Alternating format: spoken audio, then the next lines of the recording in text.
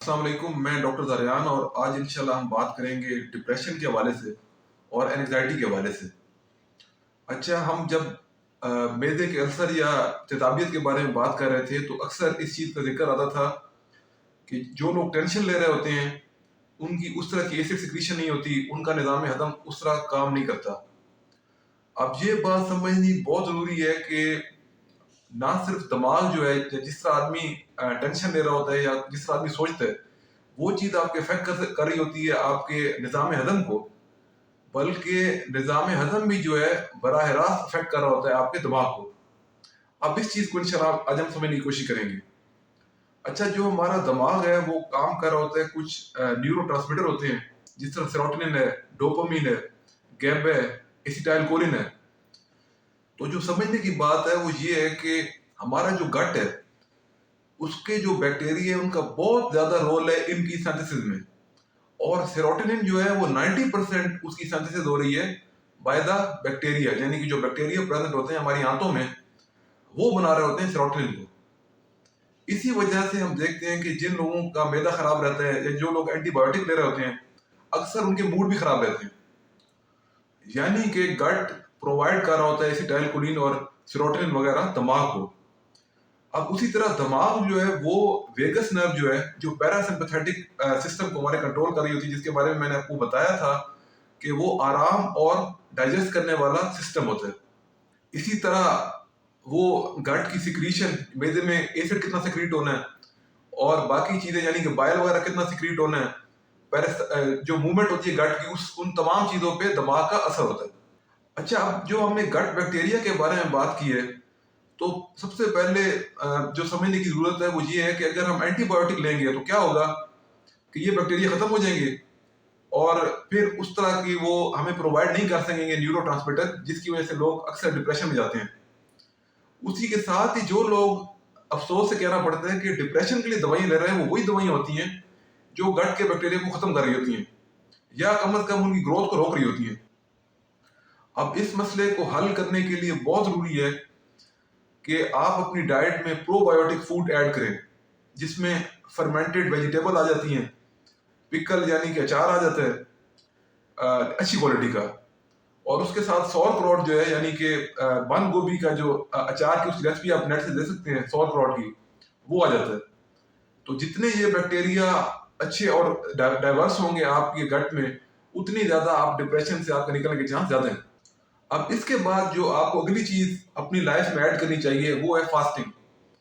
Fasting سب سے پہلے تو ان بیکٹیریا کو ٹائم دیتی ہے کہ یہ جو کھانا ہم نے کھایا تھا اس کے بعد ریکور کریں، ان کی ری گروتھ ہو، تھوڑا ٹائم ملتا ہے گٹ کو۔ اس کے علاوہ فاسٹنگ انسولین ریزسٹنس کو ختم کرتی ہے، اور شوگر جو ہے اینٹی بایوٹک کے ساتھ بہت بڑی وجہ ان گٹ کے بیکٹیریا کو ختم کرنے کی۔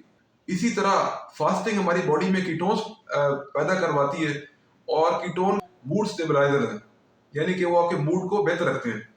اچھا، پرو بایوٹک فوڈ اور فاسٹنگ کے ساتھ جو تیسری چیز آپ نے اپنی ڈائٹ میں ایڈ کرنی ہے وہ ہے وائٹامن D3۔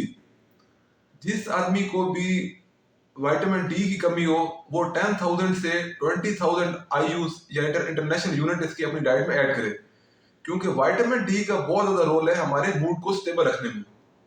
اور وائٹامن ڈی کے ساتھ سن لائٹ، کیونکہ سن لائٹ میں جو اس کی انفرا ریڈیشن ہے وہ ہماری باڈی میں میلاٹونن پروڈیوس کرواتی ہیں، جس کا کام یہ ہوتا ہے کہ وہ ہمیں سونے میں اور ان ساری چیزوں میں مدد کرتا ہے۔ اب اگلی چیز جو اپنی آپ ڈائٹ میں ایڈ کریں گے وہ ہے گرین ٹی یا سبز چائے۔ اس کا کام کیا ہے کہ یہ باڈی سے جو ہمارا سٹریس ہارمون ہے نا، جس کی وجہ سے ہمیں ٹینشن ہوتی ہے، کورٹیسول، اس کو یہ کنٹرول میں لاتی ہے، تو اس وجہ سے یہ ہمارے موڈ کو سٹیبل کرتی ہے۔ اب اگلی چیز جس کا آپ نے اپنی ڈائٹ میں خیال رکھنا ہے وہ ہے وائٹامن B12 اور وائٹامن B1۔ ان پہ انشاءاللہ ہم تفصیل سے بات کریں گے کہ کون کون سے فوڈ سورسز ہیں جن سے یہ حاصل ہوتے ہیں، لیکن اگر جو میں نے پرو بایوٹک فوڈ کے بارے میں بات کی تھی، سور کراٹ وغیرہ، وہ آپ ایڈ کریں گے تو وائٹامن B آپ کا گٹ بیکٹیریا بھی بہت حد تک پورا کر دیں گے۔ اور ساتھ ہی یہ سمجھ لیں کہ ڈپریشن کے ساتھ وائٹامن B1 کی کمی اینگزائٹی کی بھی بہت زیادہ کوز ہے۔ اینگزائٹی آپ اس طرح سمجھ لیں کہ بے چینی، جس کی ایک حد یہ بھی ہے کہ آدمی بیٹھا ہوا ہے اور بغیر کسی وجہ کے وہ اپنی ٹانگ ہلا رہا ہے۔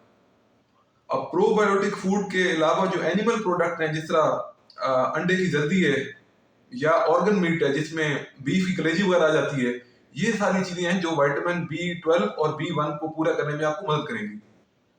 اب اس کے بعد اگلی چیز جو ہے وہ ہے نیند، کہ نیند کا پورا نہ ہونا بھی بہت بڑا فیکٹر ہے ڈپریشن اور اینگزائٹی کے پیچھے۔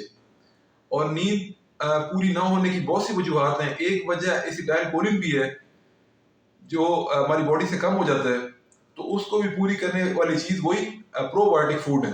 اس کے علاوہ بھی بہت سی کوزز ہیں، انشاءاللہ اس کو ہم ڈیٹیل میں ڈسکس کریں گے۔ اس کے بعد ہے ایکسرسائز، کہ جو لوگ بھی موومنٹ اپنی یا ایکسرسائز اپنی کم کر دیتے ہیں ان لوگوں میں ڈپریشن اور اینگزائٹی ہونے کا چانس بہت زیادہ ہوتا ہے، بجائے ان لوگوں کے جو ایکٹیو رہتے ہیں۔ کہ سب سے پہلے آپ نے پرو بایوٹک فوڈ، تاکہ وہ آپ کو نیورو ٹرانسمیٹر پرووائڈ کریں، آپ نے لو کارب اور فاسٹنگ والا لائف اسٹائل اپنانا ہے۔ اس کے بعد vitamin D, vitamin B12، vitamin B1 اور زنک اور میگنیشیم۔